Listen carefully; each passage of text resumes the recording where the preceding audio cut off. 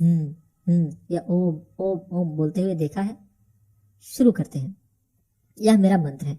मैंने खुद को इसे हर सुबह जागने पर दोहराने के लिए प्रशिक्षित किया है। इससे मुझे वाकई ऊर्जा मिलती है। मैं तुरंत उठ जाता हूँ और कहता हूँ, शुरू करते हैं। मैंने अलग अलग मंत्र आजमाए हैं, खासकर ऐसे मंत्र जिन्हें आप अक्सर दोहरा सकें, लेकिन मैंने पाया कि यह मेरे बस का नहीं है। मैं एक सीधा साधा इंसान हूँ, घुमा फिरा कर कोई बात नहीं करता। मैं ऐसी चीजों को प्राथमिकता देता हूँ जो संक्षिप्त और असरकारक हो। मैं इस मंत्र को केवल सुबह में जागने पर ही नहीं, बल्कि काम शुरू करने पर भी दोहराता हूँ, या जब अपना वर्कआउट शुरू करता हूँ तब भी कहता हूँ, शुरू करते हैं। कोशिश कीजिए। मेरे लिए तो यह सचमुच बहुत कारगर है, क्योंकि यह काम के प्रति मेरा नजरिया ही बदल देता है। विशेष तौर पर जब मुझे डर लगता है या जब मैं खुद को जीवन में कमजोर महसूस पाता हूँ और अपने जीवन में कोई परिवर्तन लाना चाहता हूँ। यह साधारण सी बात तो आप जानते ही हैं। एकमात्र रास्ता है कर्म, और मेरा विश्वास है कि यह बात बिल्कुल सही है। अगर आप चीजों को पूरा करना चाहते हैं तो आपको सही कदम उठाने होंगे। अपने मंत्र का प्रयोग शुरू करने के बाद आप एक चिंता मुक्त क्षेत्र में प्रवेश कर जाते हैं। यह उन अत्यंत प्रभावी चीजों में से एक है जो मेरे निजी विकास से जुड़ी हुई है। मैं हर एक के लिए एक मंत्र का सुझाव देता हूँ। आपको बस इतना करना है कि कहीं से कोई एक स्लोगन उठाएं जो आपको फोकस करने में और आपकी स्थिति में परिवर्तन लाने में मदद कर सके। इसे अभी आजमाएं, लेकिन मुझे इस पर विश्वास नहीं है। निराशावादी कहते हैं केवल 3 शब्दों को बोलकर अपनी वास्तविक समस्या को सुलझाने में मदद नहीं मिलेगी। ऐसे लोगों को मैं कहता हूँ, फिर क्या मदद करेगा? अपने दुख में डूब जाना, अपंग बनकर पड़े रहना, कभी कर्म नहीं करना, शिकायत करते रहना या जिंदगी को बोझ समझना? कुछ नहीं। हम सब जानते हैं कि जिंदगी इतनी बड़ी नहीं है कि हम उन चीजों के बारे में चिंता करते हुए इसे गुजारें जो कभी नहीं होंगी। और अगर आपके साथ कभी कुछ बुरा हो भी जाता है तो उसके लिए सही कदम उठाएं। बेहतर ढंग से फोकस कैसे करें? अटेंशन को मैनेज करें। हर रोज औसतन कितने मिनट आप किसी रुकावट के बिना काम कर पाते हैं? 10, 20 या शायद 50 मिनट? अगर आपको यह बहुत कम लग रहा है तो एक बार अपने जीवन पर निगाह डालें। हमें से अधिकतर लोग बिना किसी रुकावट के 10 मिनट से अधिक काम नहीं कर पाते हैं। हम सब एक दूसरे से इतने ज्यादा जुड़े हुए हैं कि अपने काम और अपने आप पर ध्यान फोकस करने के लिए समय निकालना लगभग असंभव सा हो गया है। हमें से कुछ लोगों को तो रोज सैकड़ों नोटिफिकेशन और मैसेज मिलते हैं। आप कभी यहाँ किसी व्हाट्सएप मैसेज का जवाब देते हैं तो उधर कहीं किसी ईमेल का, किसी दोस्त से बात करते हैं तो किसी को वर्कर से। अधिकतर लोगों का दिन नोटिफिकेशन का जवाब देते हुए गुजरता है। एक तरह से आप दूसरे लोगों की कैद में है। इसलिए कोई आश्चर्य नहीं है कि हम में बहुत से लोग पूछते हैं, मैं बेहतर ढंग से अपना ध्यान कैसे फोकस करूं? जब नए सदस्य मेरे न्यूज़लेटर से जुड़ते हैं तो मैं हमेशा उनसे उनकी चुनौतियों के बारे में पूछता हूँ, और उनमें से अधिकतर लोगों के जवाब में फोकस का जिक्र होता है। मैंने जब पिछले साल अपने न्यूज़लेटर को लेकर एक सर्वे किया तो 28% लोगों ने कहा कि उनकी सबसे बड़ी चुनौती फोकस और टाइम मैनेजमेंट से जुड़ी है। यह केवल 2 उदाहरण है जिनका पाठकों ने जिक्र किया था। मेरे जीवन और करियर में सबसे बड़ी चुनौती मन लगाकर काम करने की कोशिश करने से जुड़ी है। जब मैं काम कर रहा होता हूँ तो मेरा दिमाग हमेशा छोटी छोटी चीजों की तरफ चला जाता है। मेरी सबसे बड़ी चुनौती है हम कैसे तय करें कि हमें किस चीज पर फोकस करना है। ऐसे सवाल पहले मेरे दिमाग में भी उभरा करते थे, और पता है मुझे क्या मिला? व्यवधान दुनिया की कोई 21वीं सदी की उपज नहीं है। व्यवधान हमेशा से जीवन का अंग रहे हैं। व्यवधानों का स्मार्टफोन या यूट्यूब, ऑनलाइन शॉपिंग, इंस्टाग्राम या ऐसी किसी चीज से कोई लेना देना नहीं है जिसे आप फोकस की कमी के लिए दोषी ठहरा सकें। यह इंसान का स्वभाव है। हमें बिजी होना अच्छा लगता है।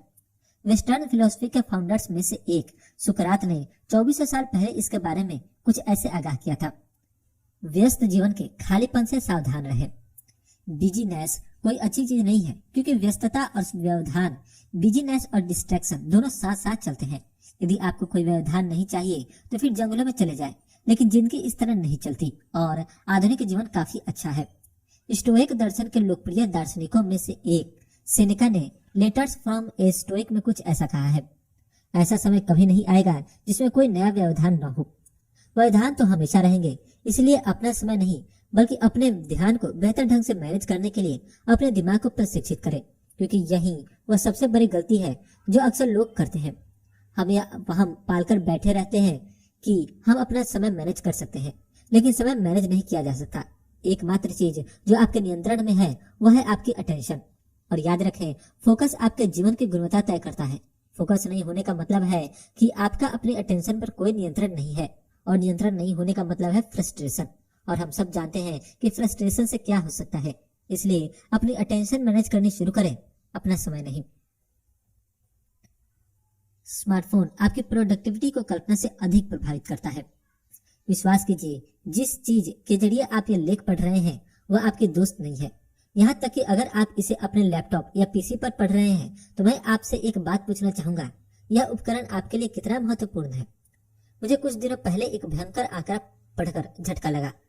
वुजबर्ग और नटिंगम ट्रेड विश्वविद्यालय द्वारा किए गए एक एक्सपेरिमेंट में पता चला कि 37.4% पार्टिसिपेंट्स ने अपने फोन को अपने नजदीकी दोस्तों के मुकाबले अधिक या बराबर का महत्व दिया। यह बहुत ही खतरनाक बात है। क्या हो गया है लोगों को?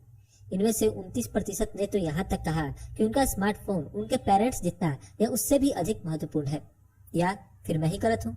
क्या मैं पुराने विचारों का ऐसा आदमी हूँ जो सारा दिन किताबें पढ़ना चाहता है और जिसका कुछ ही नजदीकी दोस्त और परिवार के सदस्य हैं जिन्हें वह महत्व देता है? देखिए, मैं मजाक नहीं कर रहा हूँ। स्मार्टफोन खतरनाक है, इसलिए नहीं कि इससे तनाव, चिंता और यहाँ तक कि अवसाद भी पैदा होता है, बल्कि इसलिए भी कि यह आपका व्यवहार परिवर्तित कर देता है। ऐसा लगने लगता है कि हम 5 सेकंड से अधिक किसी चीज पर ध्यान नहीं लगा सकते। क्यों?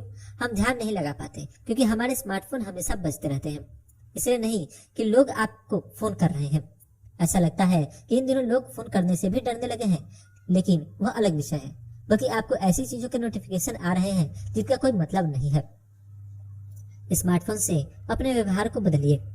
इसी अध्ययन में, जिसका मैंने ऊपर उल्लेख किया, कुछ और भी बातें पता चली। शोधकर्ताओं ने प्रतिभागियों से कहा कि वे 4 विभिन्न परिस्थितियों में ध्यान परीक्षण करें। अपने स्मार्टफोन अपनी जेब में रखकर, अपने डेस्क पर रखकर, दराज में लॉक करके और पूरी तरह कमरे से हटाकर। परिणाम महत्वपूर्ण है। डेस्क पर स्मार्टफोन होने की स्थिति में प्रतिभागियों का क्षमता प्रदर्शन सबसे निम्न स्तर पर था, लेकिन प्रतिभागी और उनके स्मार्टफोन के बीच की दूरी की अतिरिक्त परत जुड़ते जाने से उनका प्रदर्शन बेहतर होता गया। कुल मिलाकर फोन को कमरे से हटा देने पर क्षमता प्रदर्शन 26% अधिक रहा।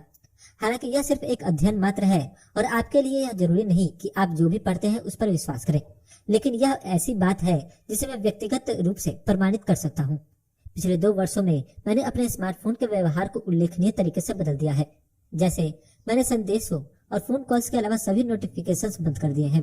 अपने नजदीकी दोस्तों के अलावा मैंने सभी व्हाट्सएप ग्रुप से अपने आप को हटा दिया है। मैंने सभी समाचार ऐप्स हटा दिए हैं।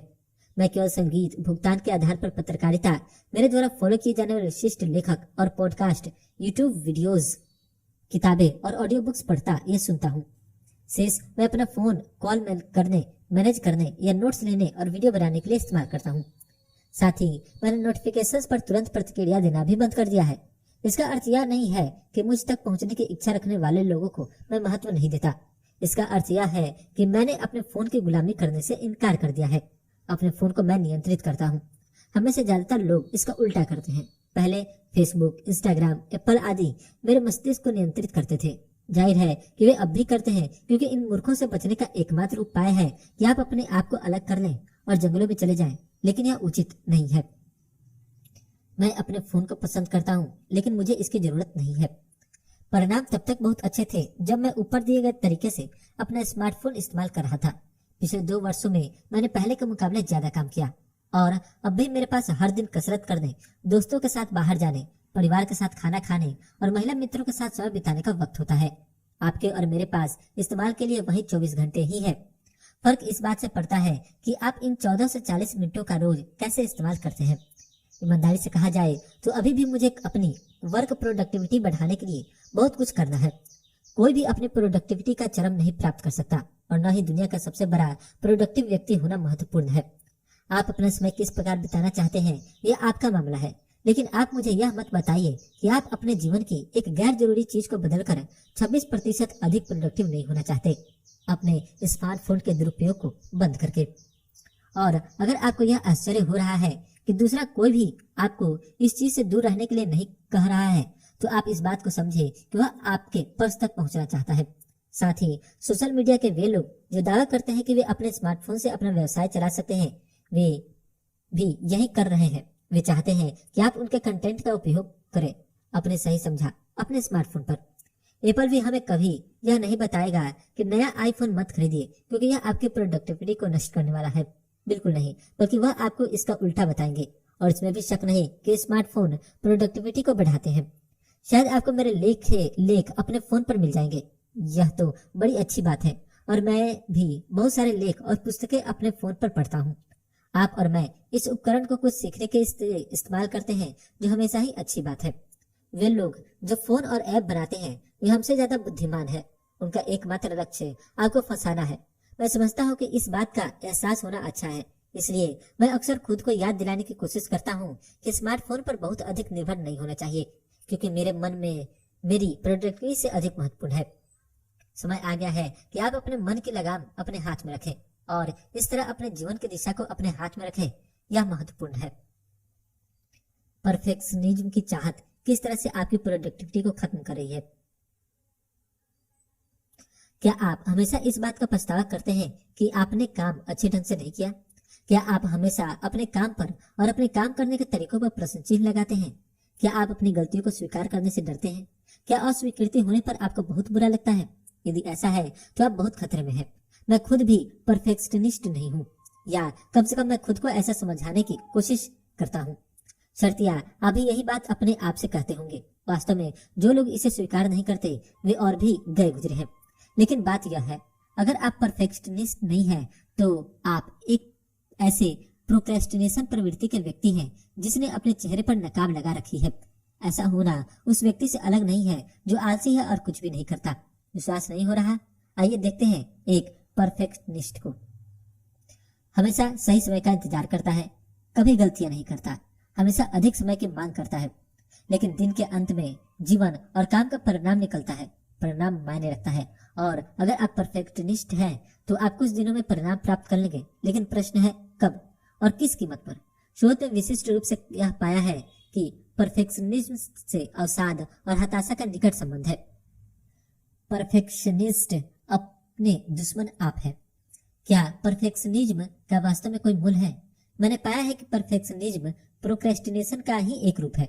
जब आप लगातार गलतियों के बारे में चिंता करते रहते हैं, आपके दिमाग में हमेशा शक आता है और इससे अनिर्णय की स्थिति उत्पन्न होती है। दो प्रकार के परफेक्शनिस्ट होते हैं। एक जो कभी काम शुरू नहीं करते। आप कुछ प्राप्त करना चाहते हैं लेकिन आप तत्काल ही अपने आप पर शक करना शुरू कर देते हैं। आप सोचते हैं मुझे नहीं लगता कि मैं यह कर पाऊंगा, इसलिए आप कभी शुरू ही नहीं करते। दूसरे वे जो बड़े ही ऊंचे स्तर से शुरू करते हैं। आप एक लक्ष्य निर्धारित करते हैं, कठिन परिश्रम करते हैं, शायद बहुत ही कठिन, लेकिन आपने अपना लक्ष्य इतना ऊंचा निर्धारित कर दिया है कि आप खुद ही निष्फल हो जाते हैं। दोनों ही परिदृश्य निम्नलिखित का कारण बन सकते हैं: व्याकुलता, चिंता, अवसाद और टाइप ए व्यवहार।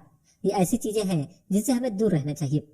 जोशिम स्टोवर और जट्टा जुर्मन, जिन्होंने चिंता और प्रोक्रेस्टिनेशन और परफेक्शनिज्म पर अध्ययन किया है, लिखते हैं चिंता को बनाए रखने में गलतियों और प्रोक्रेस्टिनेशन के संयोजन का मिला जुला हाथ है।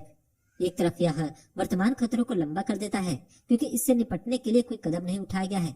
दूसरी ओर यह मौजूदा खतरों को बढ़ा सकता है या अतिरिक्त खतरों को पैदा कर सकता है, क्योंकि शुरुआत में हल की जा सकने वाली समस्याएं बढ़ती रहती है और समस्याओं का अंबार लग जाता है जो कि अंततः पेचीदा हो जाती है, जिनका कभी कोई हल नहीं निकल पाता। और निराशा की स्थिति का अनुभव होना हमारे लिए एक खाई है, क्योंकि जब हम असहाय महसूस करते हैं तो क्या करते हैं? बिल्कुल सही, निराश हो जाते हैं। लाचारी पर किए गए अध्ययनों को पढ़िए। हालांकि परफेक्शनिज्म हमेशा बुरा नहीं होता। वास्तव में कुछ अध्ययनों से यह पता चला है कि परफेक्शनिज्म अधिक लक्ष्य प्राप्त करने से जुड़ा है, लेकिन यहाँ प्रश्न यह नहीं है। ये सही है, जब आप एक बड़ा लक्ष्य निर्धारित करते हैं और आपके मानक बड़े हैं तो आप अधिक हासिल करते हैं। निसंदेह परफेक्शनिस्ट प्रवृत्ति अच्छी चीज हो सकती है, लेकिन जैसा कि हम सब जानते हैं कि लक्ष्य को प्राप्त कर लेना ही जीवन में सबसे अहम नहीं है। इसे बढ़कर यह है कि हम किस प्रकार अपने लक्ष्य और आकांक्षाओं तक पहुंचते हैं। हम परफेक्शनिज्म और प्रोक्रेस्टिनेशन के कमजोर पहलुओं को कैसे समाप्त करें? तो हमने चर्चा की ये प्रोक्रेस्टिनेशन और परफेक्शनिज्म किस प्रकार एक दूसरे से जुड़े हुए हैं और क्यों यह बुरा हो सकता है। लेकिन फिर इसका हल क्या है? मुझे गार्डन, एल फ्लेट और उनके सहयोगियों द्वारा किया गया एक दिलचस्प अध्ययन मिला। इसमें उन्होंने लर्नर्ड रिसोर्सफुलनेस की परफेक्शनिज्म में भूमिका पर चर्चा की। वे सुझाव देते हैं कि लर्न रिसोर्सफुलनेस एक मध्यस्थ की भूमिका निभा सकती है। फिर मैं लर्न रिसोर्सफुलनेस के बारे में खोजने लगा और देखिए माइकल रोजेनबाउम के लेख में मुझे क्या मिला। लर्न रिसोर्सफुलनेस एक ऐसा व्यवहारिक खजाना है जो प्रतिकूल आत्मनियंत्रण और अनुकूल आत्मनियंत्रण दोनों के लिए जरूरी है।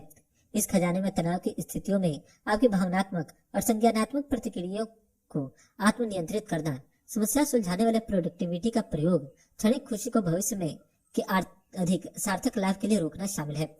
लर्न रिसोर्सफुलनेस एक कौशल है जो खुद को बर्बाद करने से आपको रोकने में मदद करने के लिए जरूरी है। एक लापरवाह व्यक्ति। अगर आप लापरवाह हैं तो आप किसी बात की बहुत चिंता नहीं करते। आपका लक्ष्य है सब कुछ बस ठीक ठाक हो। आपकी कोई महत्वाकांक्षा भी नहीं है। ऐसा रवैया आपको कहीं नहीं ले जाएगा। अमेरिकी उपन्यासकार कार्मक मैकार्थी इसे अच्छे ढंग से लिखते हैं। किसी कारीगर ने कहा है, यह वैसा ही है कि अगर थोड़ा सा नुक्स होता तो सब कुछ खराब हो जाता। लापरवाही मुझे परवाह नहीं है वाला रवैया है, लेकिन अगर आप चाहते हैं कि आप जीवन में कुछ करें तो आपको परवाह करनी पड़ेगी और आपको एक मध्य मार्ग चाहिए जहां आपको आपकी परफेक्शनिस्ट प्रवृत्ति ले जाए, लेकिन आपको एक लापरवाह व्यक्ति वाली शांति चाहिए और आप इन दोनों का संतुलन लर्न रिसोर्सफुलनेस करें। इसलिए मैंने परफेक्शनिज्म और लापरवाही के बीच एक संतुलन पैदा कर लिया है। यह कुछ इस तरह दिखता है। परफेक्शनिस्ट की तरह बड़े काम कीजिए, लेकिन एक लापरवाह व्यक्ति की तरह अपने लक्ष्य पर बहुत अधिक ध्यान मत दीजिए और अंततः इन्हें निम्नलिखित से संयोजित करिए। रिसोर्सफुलनेस लक्ष्य निर्धारित अच्छी तरह काम कर सकता है, लेकिन यह अनप्रोडक्टिव भी हो सकता है। इसलिए आपको तंत्र पर भरोसा करना चाहिए और जब काम खराब हो जाए तो समस्या समाधान के लिए अपने कौशल को चीजों को ठीक करने में लगाइए। मेरे लिए यह एक प्रिय जगह है। जब आप गलती करें या विफल हो जाएं, तो अपने आप को कोसने के बजाय खुद का मूल्यांकन कीजिए और या समस्या को सुलझाइए। परफेक्शनिस्ट के प्रिय वाक्य, हे भगवान ये तो बहुत बुरा हुआ, से बचिए, और लापरवाह व्यक्ति के प्रिय वाक्य, मैं परवाह नहीं करता, से भी परहेज करिए। इसके बजाय कहिए, मैंने पा लिया। तो आपकी वर्तमान चुनौती क्या है? वास्तव में मुझे यह पूछने की जरूरत भी नहीं है, आपको पहले से पता है। साल में 100 पुस्तक कैसे पढ़ें? क्या आपकी पढ़ने की लिस्ट लंबी होती जा रही है? क्या आप किताबें खरीदते हैं और उन्हें कभी नहीं पढ़ते? अब समय आ गया है कि पहले के मुकाबले आप अपने पढ़ने वाली लिस्ट में से इस साल कुछ अधिक पुस्तकें घटा दें। अगर आप जितना पढ़ना चाहते हैं उससे कम पढ़ रहे हैं तो ऐसे आप अकेले व्यक्ति नहीं है। एक साल पहले मैंने अपना गुड रीड्स पेज देखा और यह महसूस किया कि मैंने 2014 में केवल 5 किताबें पढ़ी। इस वास्तविकता ने मुझे हताश कर दिया। मैं किताबें पसंद करता हूँ, लेकिन 2011 में जब से मैंने कॉलेज से ग्रेजुएशन किया, मैं हर साल बहुत कम किताबें पढ़ा करता था।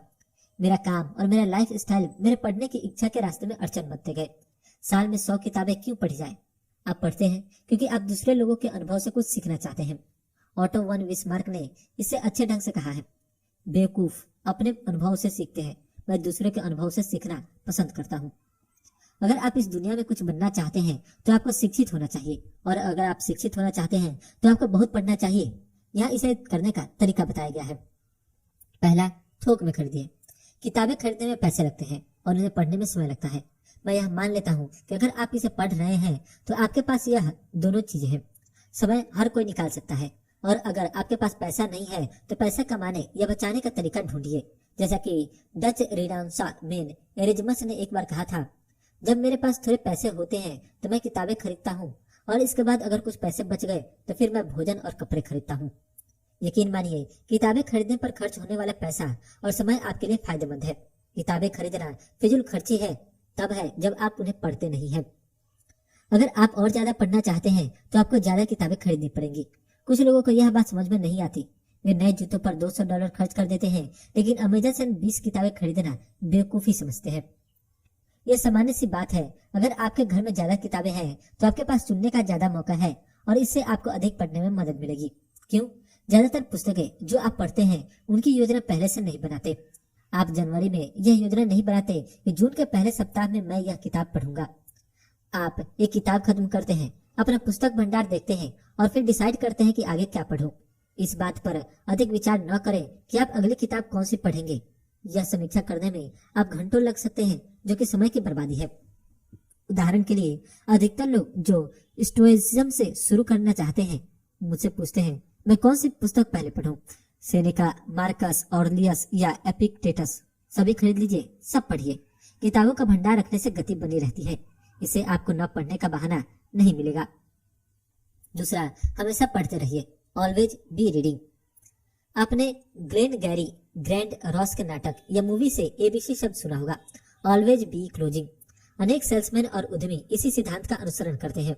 मेरा एक भिन्न सिद्धांत है, ऑलवेज बी रीडिंग। मैं सप्ताह के दिनों में प्रतिदिन कम से कम 1 घंटा पढ़ता हूँ और वीकेंड या छुट्टियों के दिन 9 और अधिक। अपनी दिनचर्या और जीवन स्थितियों में से पढ़ने का समय निकालिए। थके होने या बहुत व्यस्त होने का बहाना मत बनाइए। ऑलवेज बी रीडिंग का मतलब है कि आप ट्रेन में पढ़े, अपने बच्चों को दूध पिलाते समय पढ़े, खाते समय पढ़े, डॉक्टर के क्लिनिक में पढ़े, अपने ऑफिस में पढ़े और सबसे महत्वपूर्ण उस समय पढ़े जब बाकी सारे लोग अपना समय समाचार देखने या उस दिन 113वीं बार फेसबुक देखने में बर्बाद कर रहे हैं। अगर आप ऐसा करेंगे तो आप एक साल में 100 से अधिक पुस्तकें पढ़ लेंगे। देखिए कैसे। अधिकतर लोग 1 घंटे में 50 पेज पढ़ते हैं। अगर आप एक सप्ताह में 10 घंटे पढ़ते हैं तो आप एक साल में 26,000 पेज पढ़ लेंगे। मान लीजिए कि एक औसत किताब में 250 पृष्ठ होते हैं। इस तरह आप एक साल में 104 पुस्तकें पढ़ेंगे। इस गति से यदि आप 2 हफ्तों का ब्रेक भी लेते हैं, आप कम से कम 100 पुस्तकें 1 वर्ष में पढ़ेंगे। यह आपके समय या निवेश का अच्छा प्रतिफल है। समाचार पढ़ने का ROI इन्वेस्टमेंट क्या है, सही तरह से तो मैं भी नहीं जानता, लेकिन यह नकारात्मक ही होगा। तीसरा, केवल प्रासंगिक किताब ही पढ़े।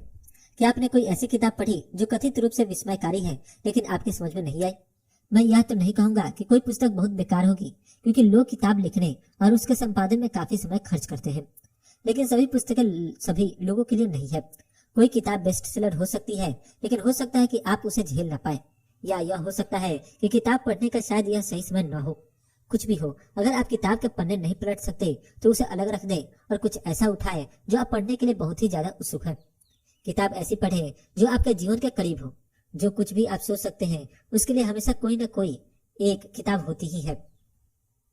लोग पिछले 2000 वर्षों से पुस्तकें लिख रहे हैं और बहुत सारे लोग ऐसे हैं जो आपकी तरह ही रहे हैं।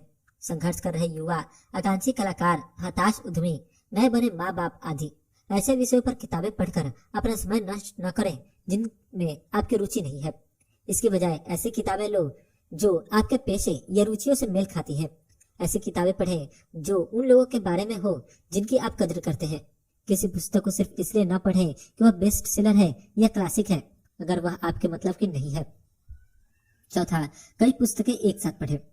पढ़ने के लिए कोई नियम नहीं होता, इसलिए आप जो चाहें वह पढ़ सकते हैं। कई बार मैं एक साथ 5 पुस्तकें पढ़ रहा होता हूँ। मैं सुबह एक पुस्तक 50 पेज पढ़ूंगा और फिर दोपहर में कोई और पुस्तक पढ़ूंगा। मैं ऐसे ही करना पसंद करता हूँ। कुछ लोग एक पुस्तक खत्म करने के बाद ही दूसरी शुरू करते हैं। अगर आप कुछ पढ़ रहे हैं जो थोड़ा कठिन है तो आप शाम को कुछ ऐसा पढ़ना चाहेंगे जो थोड़ा आसान हो। मैं सोने से पहले आत्मकथा ही पढ़ना पसंद करता हूँ, क्योंकि यह कहानियों जैसी होती है। काल्पनिक कथा या फिक्शन भी शाम को ही पढ़ने में ठीक लगती है। जब मैं बिस्तर पर होता हूँ तो उस समय हाथ में पेन और हाइलाइटर लेकर निवेश के बारे में पुस्तकें पढ़ना नहीं चाहता। अगर मैं ऐसा करूंगा तो सुबह के 3 बजे तक जागता रहूंगा, क्योंकि मेरा दिमाग नई चीजों को सीखने में सक्रिय रहेगा। 5वां, ज्ञान को बढ़ाएं। ज्ञान का फायदा तभी है जब आप इसे इस्तेमाल में लाएं। ज्ञान को बनाए रखने के लिए आपको ऐसा तंत्र विकसित करना होगा जो इसमें मदद करे। इसे मैं ऐसे करता हूँ। जब आप एक पुस्तक पढ़ें तो हाशिए पर नोट्स के लिए पेन का इस्तेमाल करें और महत्वपूर्ण लाइनों को हाईलाइट करें। अगर आप डिजिटल रीडिंग कर रहे हैं तो ओवर हाईलाइटिंग के बारे में सतर्क रहें, सिर्फ इसलिए कि ऐसा करना आसान है। आप हर उस लाइन को हाईलाइट ना करें जो आपको दिलचस्प लगती है, बहुत जरूरी चीजों को ही हाईलाइट करें। अगर आप कुछ ऐसा पढ़ रहे हैं जिसे याद रखना नितांत आवश्यक है तो पुस्तक के ऊपरी या निचले कोने को मोड़ दें। डिजिटल पाठकों के लिए इसकी फोटो ले लें और अपने पसंदीदा नोट ऐप में इसे स्टोर कर लें। जब आप एक किताब समाप्त करें तो उन पृष्ठों को पलटें जो कि आपने मोड़ दिए थे और अपने नोट्स पर एक नजर डालें। अपने शब्द में यह लिखें कि यह किताब किस बारे में है और लेखक क्या सलाह दे रहा है। ऐसे उदाहरणों को उतार लें जिन्होंने आपको अत्यधिक प्रभावित किया हो। यह मुद्दा पूरी पुस्तक को उतारने का नहीं है, बल्कि ऐसी सूचनाओं को इकट्ठा करना है जिनका आप इस्तेमाल कर सकते हैं। जहां तक संभव हो पढ़ें, लेकिन जो कुछ भी आपने पढ़ा है उसे अपने जीवन में इस्तेमाल करना कभी न भूलें, क्योंकि यही सबसे ज्यादा महत्वपूर्ण है। आप पुस्तकें पढ़ने में बहुत सारे घंटे लगाते हैं, सुनिश्चित करें कि आप इससे कुछ न कुछ प्राप्त जरूर कर लेंगे। छुट्टी पर जाइए, इससे आपकी प्रोडक्टिविटी बढ़ती है और तनाव कम होता है। जब आपके मोबाइल फोन की बैटरी डिस्चार्ज हो जाती है तो आप उसे रिचार्ज करते हैं। जब गाड़ी में पेट्रोल खत्म होने लगता है तो भरवाते हैं, लेकिन अक्सर आप अपनी बहुमूल्य संपत्ति के लिए ऐसा करना भूल जाते हैं, आपका शरीर और इसके भीतर मस्तिष्क। चाहे आप अपने आप काम से प्यार करें, जॉब पाने की प्रक्रिया में हो या अपने काम से नफरत करते हो, आप काम करते हैं। जीना भी एक काम है, दरअसल एक काफी कठिन काम। मात्र सुबह उठना ही एक कठिन काम हो सकता है, और मैं अभी उन जिम्मेदारियों की बात नहीं कर रहा हूँ जो हमारे ऊपर होती है। तो फिर आप अपने जीवन को बिना छुट्टियों लिए या अपने आप को रिचार्ज किए बिना और अधिक चुनौतीपूर्ण क्यों बना रहे हैं? मैं वीकेंड की बात नहीं कर रहा हूँ, जिससे बहुत सारे काम होते हैं, या छुट्टियां या अवकाश जब आप आराम से ज्यादा काम करते हैं। नहीं, इस तरह के फुर्सत के क्षण इस उद्देश्य को पूरा नहीं करते। मैं यहाँ बात कर रहा हूँ ऐसे आराम के पल की जो एक खास कारण से हो, अपनी बैटरी को रिचार्ज करने के लिए, ताकि आप कठिन परिश्रम कर सके। मेरे लिए जीवन कठिन श्रम का नाम है।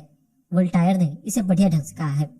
जितनी मेरी उम्र बढ़ती जाती है, मैं काम करना और जरूरी समझता हूँ। आगे चलकर यह एक बड़े आनंद में बदल जाता है और जीवन के अवसाद को खत्म कर देता है। आराम तनाव कम करता है, क्रिएटिविटी और प्रोडक्टिविटी में सुधार करता है। वैज्ञानिक शोधों से पता चलता है कि छुट्टियां काम के कारण उत्पन्न तनाव और थकान को दूर करती है। तो यह एक ठोस फायदा है जो हमें कुछ दिनों की छुट्टियां लेने से मिल सकता है। लेकिन इसके अलावा कुछ और भी है। जैसा कि आप जानते हैं, मैं हमेशा प्रोडक्टिविटी में रुचि रखता हूँ।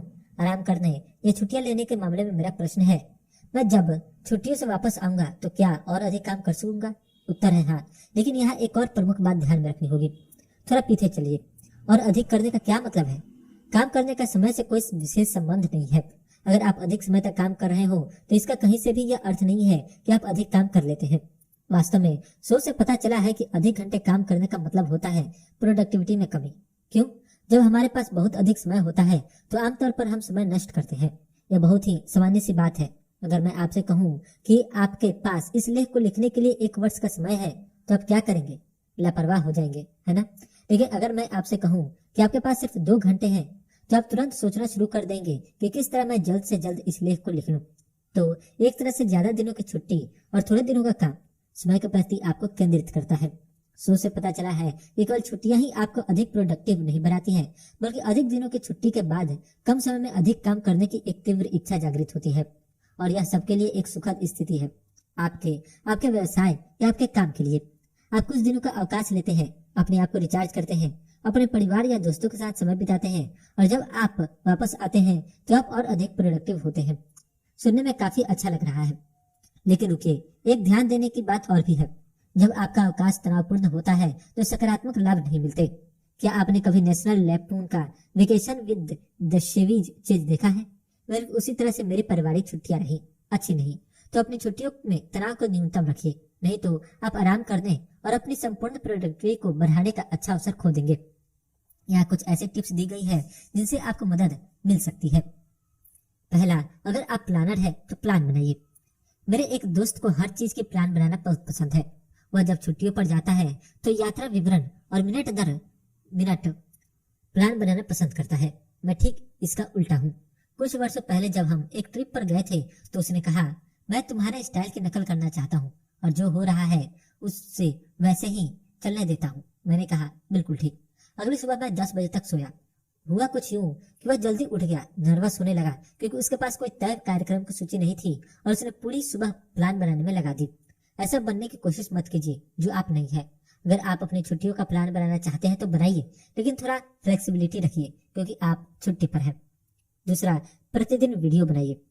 यह क्रिएटिव है। यह वीडियो बाद में आपकी मेमोरी बन जाएगा। साथ ही फिल्म बनाने की प्रक्रिया आपको किसी विशिष्ट बिंदु पर अपना ध्यान बनाए रखने में मदद करेगी। इस तरह आप उस क्षण में जिएंगे और घर की चिंता भूल जाएंगे। सारा दिन फिल्में ही मत बनाइए, अन्यथा वर्तमान का मजा ही नहीं ले पाएंगे। आपको केवल एक स्मार्टफोन की जरूरत है। अपने फोन से मूवी बनाइए और उसी पर उसे एडिट भी कर लीजिए। अगर आपको वीडियो में अधिक कुछ चाहिए तो एक बढ़िया कैमरा और लैपटॉप भी अपने साथ ले जाइए। तीसरा, ज्यादा पढ़िए। बिल गेट्स अपनी अधिक पढ़ने की आदत के लिए मशहूर है। वे अपने थिंक वीक के लिए भी जाने जाते हैं, जिसमें वह कोई और काम नहीं करते स्वयं पढ़ने और सोचने के।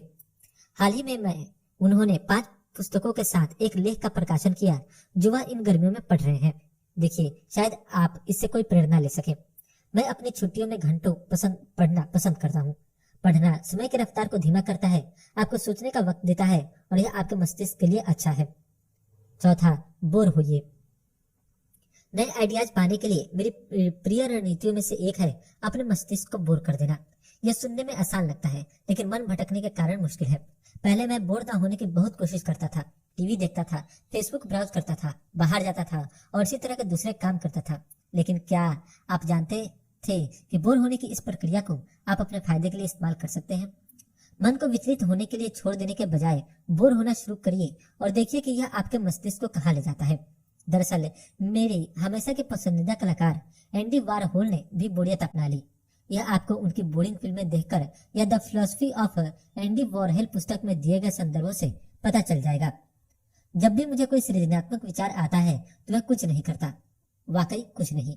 कभी आप भी आजमाइए, यह बढ़िया रणनीति है। इससे शायद आप अपने क्षेत्र में बहुत अच्छे बनकर उभरेंगे। ब्रेक लेने के लिए समय कभी सही नहीं होता। मैं बस इस प्रोजेक्ट को पूरा कर लूं, मेरा बॉस कभी नहीं मानेगा, लोग सोचेंगे कि मैं आलसी हूँ, मेरे पास समय नहीं है, पैसे का नुकसान होगा। हाँ, मेरे साथ भी यह सब हुआ। लेकिन इसके अलावा आप क्या करेंगे? बिना आराम किए काम करेंगे और थककर चूर हो जाएंगे, या थकने से पहले कुछ आराम करेंगे? हाँ, जिंदगी लंबी है, इसलिए लंबा गेम खेलिए, इसी भावना के साथ कि मैं अभी थका नहीं हूँ, लेकिन यह मेरे ब्रेक लेने का टाइम है। इसलिए हम फिर मिलेंगे जब मैं एक नए लेख के साथ अगस्त को वापस आऊंगा। तब तक के लिए आराम से रहिए, क्योंकि मैं तो निश्चित रूप से आराम से रहूंगा। नोट: पिछले कई वर्षों से मैं छुट्टियों पर जाने का खर्च नहीं उठा पा रहा था। अगर आप भी इस स्थिति में है तो एक स्टेक्शन ले लीजिए, इसके लिए भी ऊपर दी गई टिप्स ही लागू होगी। बेवजह ब्राउजिंग मत कीजिए। हम सब का ही कोई न कोई दिन ऐसा गुजरता है जब हम अपने आप को उतना उपयोगी महसूस नहीं करते हैं या कोई काम नहीं करते। जब आप यह महसूस करते हैं कि आप प्रोडक्टिव नहीं है, तब यह संभावना है कि ऐसा किसी व्यवधान या ढेर सारे काम का एक साथ करने के कारण हुआ हो, जिससे आपकी ऊर्जा खत्म हो गई। जब आप एक साथ बहुत सारे काम करते हैं, जैसे ईमेल भेजना, किसी को टेक्स्ट करना या मीटिंग के दौरान अपना फेसबुक अकाउंट चेक करना, तो आप हमेशा प्रसंग बदलते रहते हैं। कैलिफोर्निया विश्वविद्यालय इरविन की ग्लोरिया मार्क द्वारा किए गए एक शोध में पता चला कि अगर कोई व्यवधान आता है तो उसके औसतन 25 मिनट बाद ही हम वापस अपने मूल कार्य पर लौटते हैं।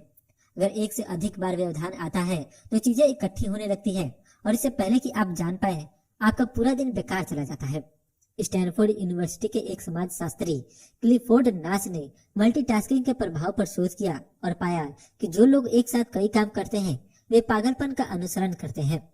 हम मल्टीटास्किंग में इसलिए संलग्न होते हैं क्योंकि हम नोटिफिकेशन से डिस्टर्ब हो जाते हैं। यह आदत आपको व्यसनिक बनाती है। हम अपने आप को नियंत्रित नहीं कर सकते। हमें नोटिफिकेशन इसलिए देखना पड़ता है कि कौन या क्या हमारा ध्यान आकृष्ट करना चाहता है। जब भी हमारी स्क्रीन पर नोटिफिकेशन आता है तो हम उसे देखने के लिए व्याकुल होते हैं। इससे डोपामाइन का स्राव होता है। डोपामाइन शरीर का सुखद रसायनों में से एक है। यह मस्तिष्क के खुशी तंत्र को नियंत्रित करता है और आपको उल्लास का एहसास कराता है। खुशी का अनुभव आदत डालने वाला है और हमें ऐसे व्यवहार करने पर मजबूर करता है जिससे डोपामाइन उत्तेजित हो।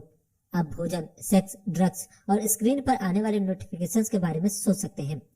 डोपामाइन जहां उत्तेजना देता है वहीं यह हमें थका भी देता है। यही कारण है कि बिना कोई काम किए भी हम दिन के अंत में थका हुआ महसूस करते हैं। यह हानिकारक प्रक्रिया है और हमें इसे रोकना चाहिए।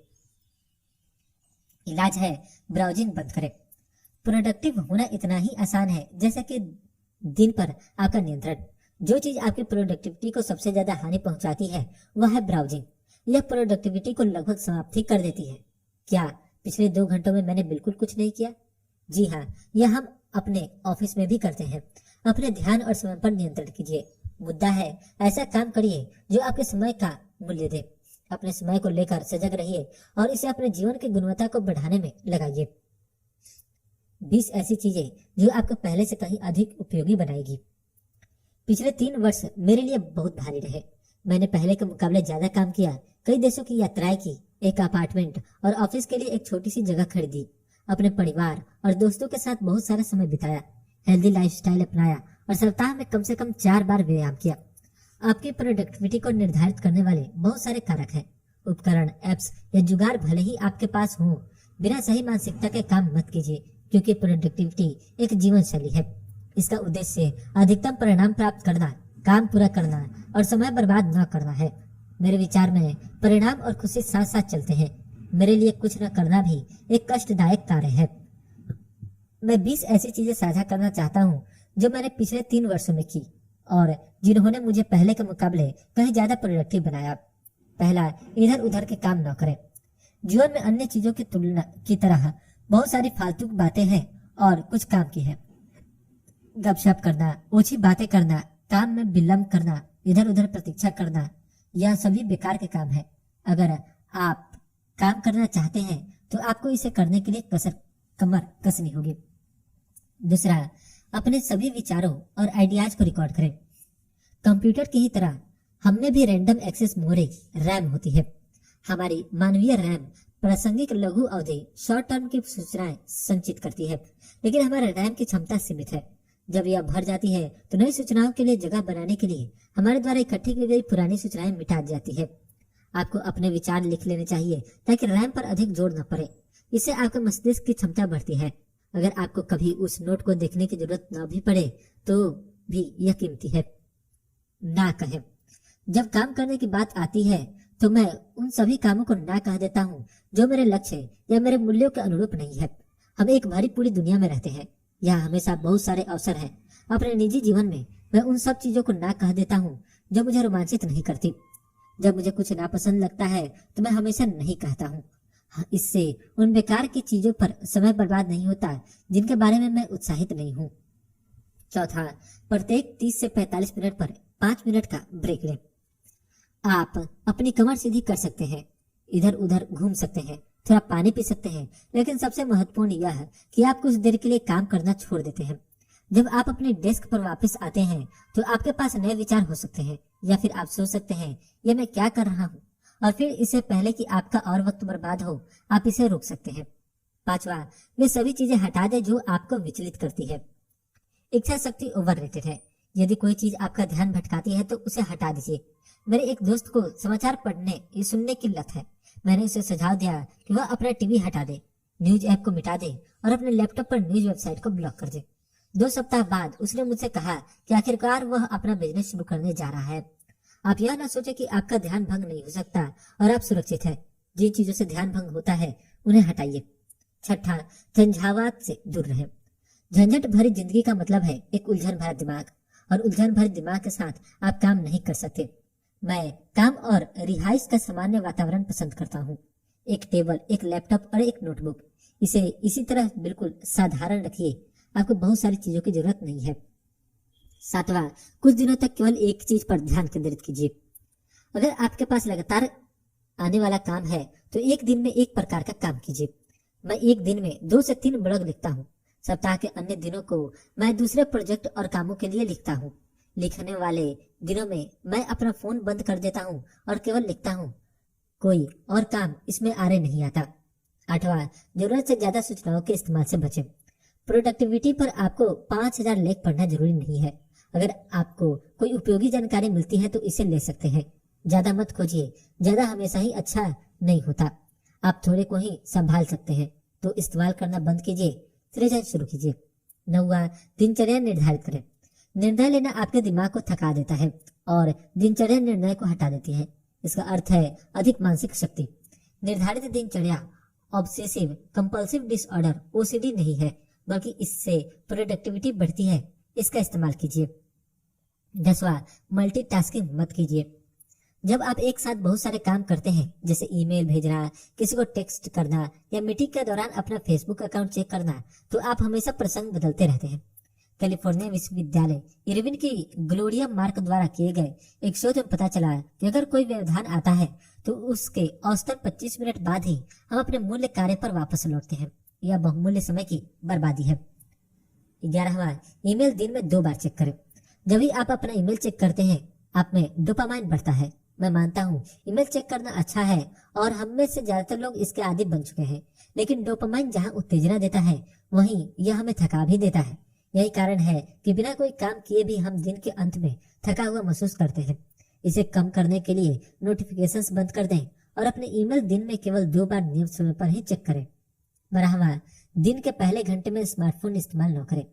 स्मार्टफोन का प्राथमिक कार्य आपको विचलित करना है, लेकिन दूसरे लोगों या एप्स को अपने पहले दिन के पहले घंटे में खुद को विचलित न करने दें। दिन के पहले घंटे का इस्तेमाल आज की योजना बनाने, कोई किताब पढ़ने, अपने नाश्ते, चाय या कॉफी का मजा लेने के लिए करें। 13वां, अगले दिन की योजना बनाएं। हर रात जब मैं सोने जाता हूँ तो मैं अगले दिन के लिए अपनी प्राथमिकताएं तय करने के लिए 5 मिनट लेता हूँ। इस कारण अगले दिन उठने पर अधिक केंद्रित रहता हूँ। अगर मैं ऐसा न करूँ तो मुझे लगेगा कि मैं अपना समय बर्बाद कर रहा हूँ। जो हो रहा है उसके साथ चलना तो ठीक है, इसमें समस्या केवल इतनी है कि मैं उस कुत्ते की तरह नहीं बनना चाहता जो निरुद्देश्य कार्यों के पीछे दौड़ता है। 14वां, सोच को न्यूनतम रखिए। जब लोग कहते हैं मैं सोच रहा हूँ, तब सोचने से उनका मतलब होता है चिंता करना। बहुत ज्यादा मत सोचिए, बस कर डालिए और देखिए कि क्या होता है। जो आपको दिखाई पड़ा, अगर आप उसे पसंद करते हैं तो उसे जारी रखें, यदि नहीं तो कुछ और कीजिए। 15वां, व्यायाम। कुछ चीजें जिनके बहुत ही जरूरी है, भोजन, पानी, आश्रय, संबंध और एक्सरसाइज। इनके बिना आप ठीक से काम नहीं कर सकते। वैज्ञानिक शोधों से पता चला है कि नियमित व्यायाम से आप खुश रहते हैं, स्मार्ट रहते हैं और आप में अधिक ऊर्जा होती है। 16वां, थोड़ा हंसिए। हंसने से तनाव कम होता है और अगर आप अपनी प्रोडक्टिविटी बरकरार रखना चाहते हैं तो आपको तनाव नहीं होना चाहिए। इसलिए अपने होठों के कानों को जितना ऊपर ले जा सकते हैं ले जाइए। 17वां, मीटिंग्स में मत जाइए। कारपोरेशंस में काम करने वाले लोगों के लिए यह पहले से ही बहुत कठिन होता है। कुछ कंपनियों में तो लोग केवल अपने आप को महत्वपूर्ण दिखाने के लिए ही मीटिंग करते हैं या फिर असली काम को टालने के लिए। तो ईश्वर के लिए यह मत कीजिए। 18वां, क्या यह सचमुच जरूरी है? अपने आप से यह सवाल जितनी बार पूछ सकते हैं पूछिए। आप पाएंगे कि आपका उत्तर अक्सर न में होता है, तो बेवजह का काम क्यों किया जाए। 19वां, अगर आपका दिन खराब गुजर रहा तो रिसेट का बटन दबाएं।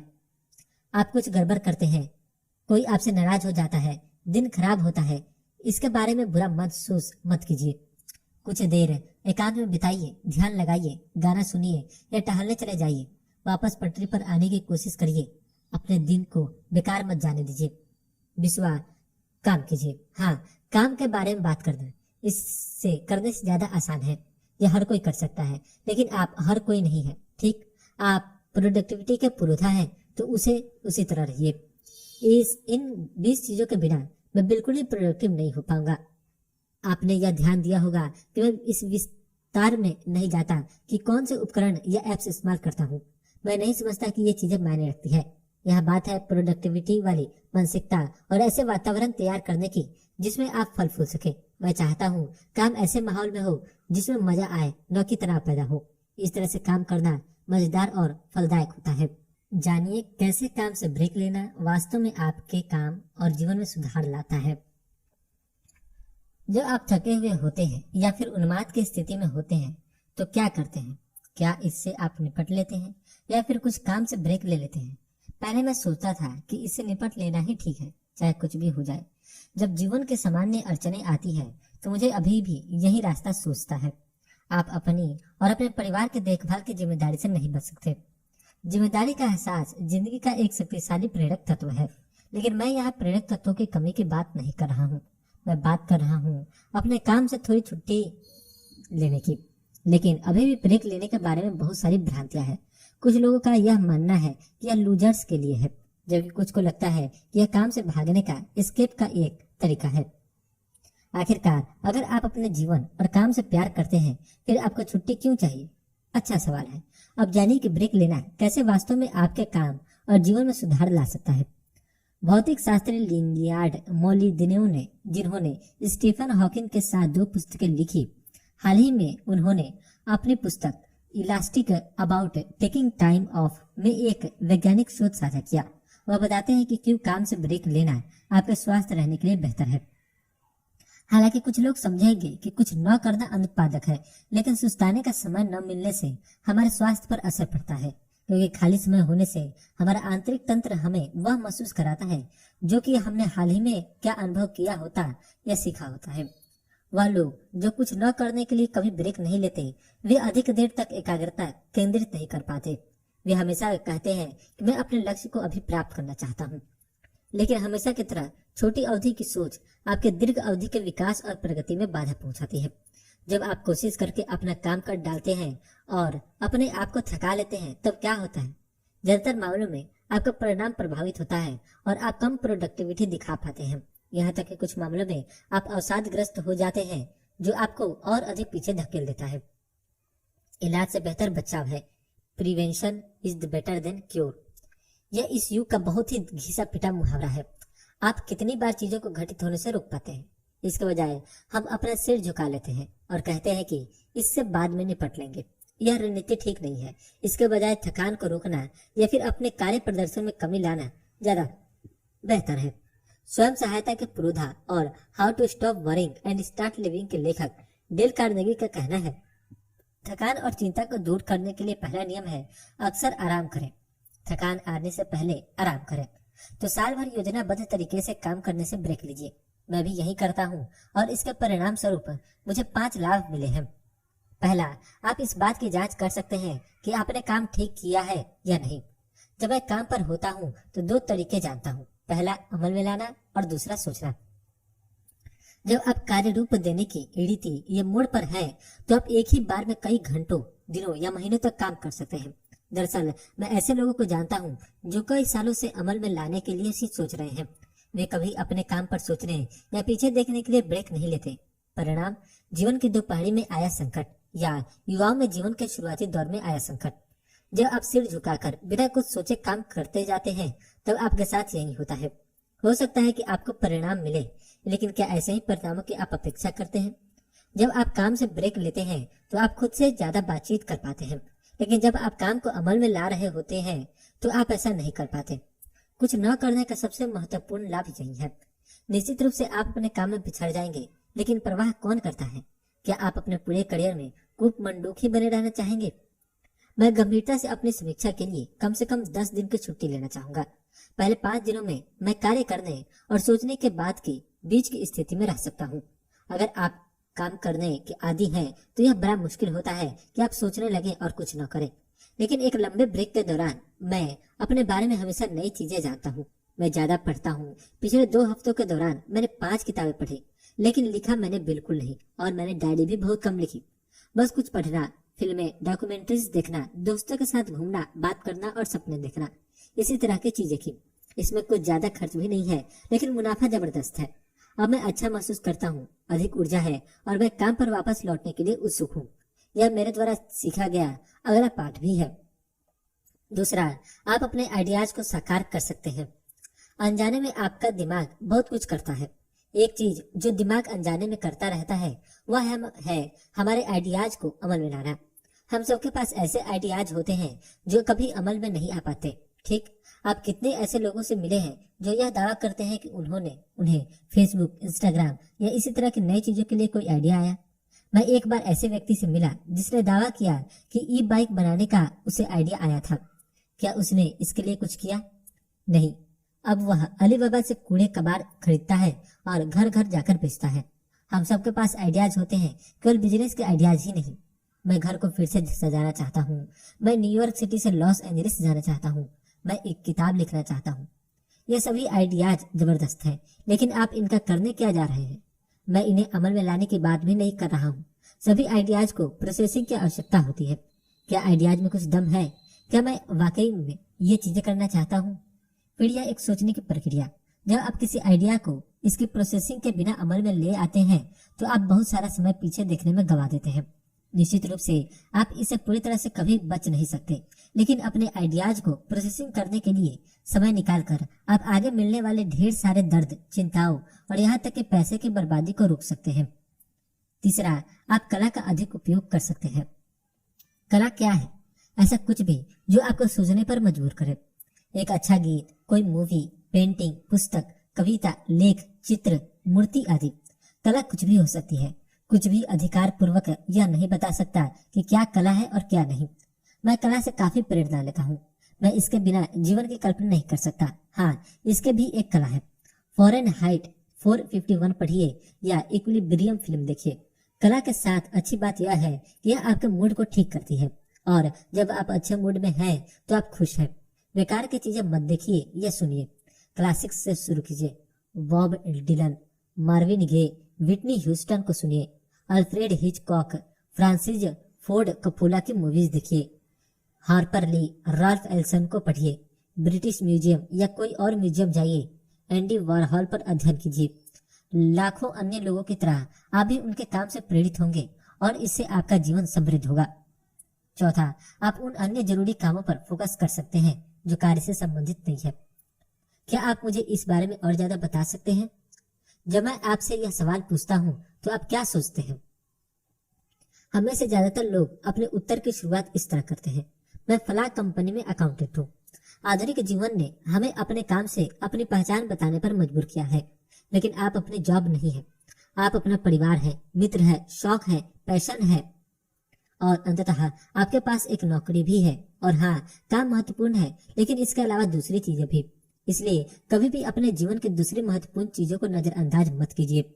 अपनी फैमिली और नजदीकी दोस्तों के साथ अपने संबंधों को प्रगाढ़ कीजिए, चीजें मिलकर कीजिए, परिवार के साथ छुट्टियों पर जाइए, अपने दोस्तों के साथ माउंटेन बाइकिंग कीजिए, कुछ पहल कीजिए। अगर आपके परिवार या मित्र मंडली में कोई पहल नहीं करता है तो आप क्यों नहीं? अपने संबंधों में निवेश करके आप सामूहिक यादें बनाते हैं, इससे आपके संबंध मजबूत होंगे। लेकिन अपने आप पर भी ध्यान दीजिए। आपके शौक क्या हैं? आप किस बारे में और ज्यादा सीखना चाहते हैं? आपके सपने क्या हैं? उन्हें साकार कीजिए। 5वां, ज्यादा आराम जल्दी उबाऊ हो जाता है। मानव के काम करने के पीछे कारण है, हम चीजें बनाने के लिए बने हैं। मेरे विचार में जीवन का उद्देश्य उपयोगी बनना है। खुद को उपयोगी बनाना अंततः आपको एक सार्थक जीवन की ओर ले जाता है, जो कि आपकी तमाम माननीय इच्छाओं को संतुष्ट करता है। इसलिए अधिक आराम हमें उतावला बना देता है। मेरी माँ कहती थी, अच्छे की अति भी उसे बुरा बना देती है। यह बात उसने मुझसे तब कही जब मैं अपने दोस्तों के साथ हर समय घूमने जाना चाहता था और जब मैंने अपनी पहली गर्लफ्रेंड बनाई। यह सच है, बहुत काम की तरह ही बहुत अधिक आराम ठीक नहीं है। हमारा शरीर और दिमाग काम के लिए बना है। इसलिए कुछ न करने से जो सबक मैंने अंततः सीखा है वह है ब्रेक के बाद काम। और काम के बाद क्या आता है? अगर आपने उत्तर दिया और अधिक काम, तो आपने मेरा आशय ही नहीं समझा। शायद आपको थोड़े आराम की जरूरत है। समय का निर्धारण, अपनी एकाग्रता बढ़ाकर अधिक सार्थक कार्य करें। क्या आपके पास अपनी प्राथमिकताओं या लक्ष्यों की ऐसी सूची है जिसे आप इस साल पूरा करना चाहते हैं और आपको उनके लिए समय निकालने में कठिनाई हो रही है? मैं भी ऐसा ही हूँ। जिंदगी उतार चढ़ाव से भरी हो सकती है। हम में से कई लोग एक ही समय में कई सारी चीजों से जूझते रहते हैं। हालांकि इसका सीधा साधा हल यह है कि हम भागम भाग छोड़ दें, लेकिन हमेशा यह व्यवहारिक नहीं होता या इसकी जरूरत ही नहीं होती। क्या ही अच्छा हो कि हम बिना समय गंवाए बहुत सारी चीजें कर सकें। यह संभव है, लेकिन हमें व्यवस्थित ढंग से काम करना होगा। आइए शुरू करते हैं। समय निर्धारण करना एक सामान्य प्रोडक्टिविटी अभ्यास है जिसे बहुत सारे लोग इस्तेमाल करते हैं। इसमें कुछ भी कल्पनातीत या क्रांतिकारी नहीं है। आपको सिर्फ एक कैलेंडर चाहिए, जो कि एक ऐसी चीज है जो स्मार्टफोन या कंप्यूटर रखने वाले लोगों के पास होती ही है।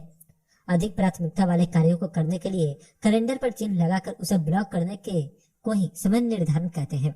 उस समय में आप केवल उस एक चीज पर कार्य करेंगे और आपका कैलेंडर आपको मार्ग दिखाएगा। इस तरह से आपको यह सोचना नहीं पड़ेगा कि मुझे आगे क्या करना है। लेकिन समय निर्धारण मात्र एक प्रोडक्टिविटी उपकरण से कहीं अधिक है। इसका संबंध स्व जागरूकता से है। उच्च प्रोडक्टिविटी का रास्ता जागरूकता से शुरू होता है। उदाहरण के लिए, मेरी इस साल की एक प्राथमिकता व्यवहारिक शोध पर पुस्तक लिखनी है। हालांकि एक समस्या है, मैं पुस्तक लिख नहीं पाऊंगा। मैं इस निष्कर्ष पर कैसे पहुंचा? मैंने केवल अपनी इस वर्ष की प्राथमिकताओं की सूची पर नजर डाली और फिर अपना कैलेंडर देखा। मैंने कुछ दिनों से लिखने के लिए कोई समय तय ही नहीं किया है। अब आप सोच सकते हैं, इस बात के एहसास के लिए क्या आपको कैलेंडर देखना होगा? हाँ, मैं यही करता हूँ। मैं कोई सुपर कंप्यूटर नहीं हूँ जिसे सब कुछ याद रहे। मैं एक सामान्य सा इंसान हूँ। मैं कुछ करने की सोचता हूँ, इस पर काम करता हूँ, फिर जिंदगी की अन्य जरूरतें सामने आ जाती है और फिर मैं इसके बारे में भूल जाता हूँ। यह हम सबके साथ होता है। इसके लिए हमें आत्म जागरूकता और ऐसे उपकरण की जरूरत है जिससे हम इस पर नजर रख सकें, और इसलिए मैं समय निर्धारण पसंद करता हूँ। कुछ लोग समय निर्धारण पसंद करते हैं, कुछ इससे नफरत करते हैं। कंप्यूटर विज्ञान के प्रोफेसर और डीप वर्क के लेखक कैल न्यूपोर्ट भी समय निर्धारण का प्रयोग करते हैं। उनका कहना है, मैं समय निर्धारण को गंभीरता से लेता हूँ। इसके लिए मैं हर शाम 10 से 20 मिनट अपने अगले दिन का कार्यक्रम बनाने में खर्च करता हूँ। योजना बनाने की प्रक्रिया के दौरान मैं अपनी कार्य सूची और कैलेंडर देखता हूँ। साथ ही साथ मैं अपने साप्ताहिक, त्रैमासिक योजना नोट्स भी लेता हूँ। मेरा लक्ष्य होता है कि यह सुनिश्चित करूँ कि सही गति से सही चीजें अपने समय सीमा के भीतर आगे बढ़े। अंतिम वाक्य ही वह वजह है जिसके कारण मैं कामों का समय निर्धारण करता हूँ। आगे बढ़ने का नियत अर्थ का काम करना नहीं है, और समय निर्धारण से मुझे अपना ध्यान केंद्रित करने में आसानी होती है। ताकि मैं सार्थक कार्य कर सकूं, वे कार्य जो वास्तव में मेरे जीवन को प्रभावित करते हैं। मैं जानता हूँ कि ऐसे बहुत सारे सफल लोग हैं जो कैलेंडर की मदद के बिना काम करते हैं। मैंने ऐसे लेख पढ़े हैं, वे महज 2, 3 या 4 घंटे प्रतिदिन कार्य करते हैं। अगर ईमानदारी से कहें तो यह मुझे भी बहुत आकर्षक लगता है। हालांकि हर किसी को अपने जीवन परिस्थितियां देखनी चाहिए। आप क्या पाना चाहते हैं और इससे भी महत्वपूर्ण आपके पास संसाधन क्या है। अक्सर ऐसा होता है कि लोगों के पास बहुत सारा धन तो नहीं होता, लेकिन समय होता है, तो क्यों न इसे बुद्धिमत्ता पूर्वक इस्तेमाल किया जाए। कोई भी स्थिति हो, मैं समझता हूँ कि योजना बनाने से काम हो जाता है। मैं पहले से ही अपने सप्ताह और दिनों का प्लान बना लेता हूँ, क्योंकि मैं यह सुनिश्चित करना चाहता हूँ कि मैं सही चीज पर काम कर रहा हूँ। बहुत बार मैं रोजमर्रा के काम पूरा करने में खो जाता हूँ और फिर मैं अपनी जिंदगी के कई महत्वपूर्ण क्षेत्रों में से किसी एक पर ही काम कर पाता हूँ। मेरे जीवन के बहुत सारे क्षेत्र हैं, मेरे पारिवारिक व्यवसाय, मेरे ब्लॉग, पॉडकास्ट, ऑनलाइन कोर्सेज, संबंध, दोस्त, निवेश आदि। सुनने में ऐसा लग रहा है कि मैं बहुत अलग अलग चीजें करता हूँ, लेकिन यह इस बात पर निर्भर करता है कि आप इसको किस तरह से देखते हैं। मैं जो कुछ भी करता हूँ वह एक ही ओर जाता है, एक स्वतंत्र और सार्थक जीवन की ओर। लेकिन यहाँ बहुत दार्शनिक होने की जरूरत नहीं है। अगर आपको ध्यान केंद्रित करने में परेशानी होती है, आप आगे नहीं बढ़ पा रहे हैं और अधिक व्यवस्थित ढंग से काम करना चाहते हैं, तो समय निर्धारण करके देखिए। मैंने कुछ चीजें सीखी है जिससे आपको मदद मिलेगी। शाम में 10 मिनट समय निकालिए और अगले दिन की योजना बनाइए। आप अन्य महत्वपूर्ण चीजों के लिए इसमें संशोधन भी कर सकते हैं। नियमित किए जाने वाले काम के लिए नियमित समय के ब्लॉक तय कीजिए। उदाहरण के लिए, मैंने अपनी नई पुस्तक लिखने के लिए 2 घंटे का समय प्रत्येक मंगलवार और गुरुवार को निर्धारित किया है। लंबी सूची मत बनाइए। वास्तविक रूप में आप 10 घंटे से अधिक उत्पादक काम नहीं कर सकते। कार्यों के बीच में अपने आप को थोड़ा समय दीजिए और काम में लगने वाले संभावित समय से ज्यादा समय निर्धारित कीजिए। वाह, ऐसे तो मुझे कुछ ज्यादा ही योजना बनानी पड़ेगी। कोई बात नहीं, कम योजनाएं बनाइए। जीवन में हर चीज का तोड़ है। ऐसे लोग भी हैं जो बिल्कुल इसके उलट हैं और अनुत्पादक जीवन शैली की वकालत करते हैं। आप जानते हैं, ऐसे लोग जो दावा करते हैं कि उनका कैलेंडर बिल्कुल खाली है, वो अपने जीवन में किसी भी चीज की परवाह नहीं करते। ऐसे लोग जो हमेशा यह जताते हैं कि वे मौज में हैं, वे समय के प्रवाह के साथ चलने वाले लोग हैं और ड्रीम देखते रहते हैं। आपको पता है कि इससे मुझे क्या याद आता है? ऐसे बच्चे जो कहते हैं, अरे यार, मेरे पास इस क्लास के लिए पढ़ने का तो समय बिल्कुल ही नहीं है, फिर भी हमेशा उन्हें A ग्रेड मिलता है। वे आपको यह बताना चाहते हैं कि वे कठिन परिश्रम नहीं करते। यह छलावा है। और जब वे जीवन में सफल होते हैं तो ऐसा लगता है कि उन्हें सब कुछ आसानी से मिल गया है। मैं जानता हूँ कुछ भी सार्थक प्राप्त करना कठिन है, और यह जताना कि सब कुछ आसानी से मिल गया मेरी समझ में बहुत अच्छा नहीं है। यह भी ठीक नहीं है कि आप काम करते करते जान गंवा दें। मैं इस प्रश्न पर अक्सर विचार करता हूँ, आप नौसिखिए हैं या पेशेवर? काम करने के संबंध में स्टीफन प्रेसफील्ड की यह मशहूर एनालॉजी है जो उनकी पुस्तक द वॉर ऑफ आर्ट से ली गई है। एक नाविस तभी काम करता है जब उसे कोई प्रेरणा मिलती है। एक प्रोफेशनल पेशेवर रोज बैठता है और नियमित रूप से काम करता है। यह कुंजी निरंतर काम करता है, न तो अनियमित और न ही हद से ज्यादा। मैंने दैनिक व्यायाम छोड़ दिया। जानिए फिर क्या हुआ। पिछले 3 वर्षों से मैं प्रत्येक साल का लक्ष्य निर्धारण करता हूँ। 2014 में मैंने जितना हो सके विदेश में काम करने और भ्रमण करने का विचार किया। 2015 में मैं हर साल 100 से अधिक पुस्तकें पढ़ना चाहता था और 2016 में मैं साल के प्रत्येक दिन व्यायाम करना चाहता था। मैंने यह सब काम किए हैं। मैं वार्षिक लक्ष्य निर्धारित करना पसंद करता हूँ, क्योंकि इससे आपको इस बात का स्पष्ट अंदाजा मिलता है कि आप अपने समय के साथ क्या करना चाहते हैं। आपको यह जानकर आश्चर्य होगा कि एक बार अगर तय कर लें तो आप 1 वर्ष में कितना कुछ कर सकते हैं। इस वर्ष मेरा ध्यान अधिक पुस्तक लिखने पर है। भले ही यह बहुत लुभावना नहीं है, लेकिन मैं इस पर काम कर रहा हूँ। लेकिन साथ ही साथ मैं पढ़ना और कसरत करना नहीं छोड़ना चाहता। हालांकि यह कभी कभी उतना सरल नहीं होता जितना दिखता है। इस वर्ष जनवरी में मुझे फ्लू हो गया और जब मैं अपने फैमिली बिजनेस पर वापस लौटा तो मुझे अंदाजा नहीं था कि काम कितना पेंडिंग हो गया है। मैं अपने ब्लॉग और ऑनलाइन कोर्स के लिए नई सामग्री भी तैयार करना चाहता था।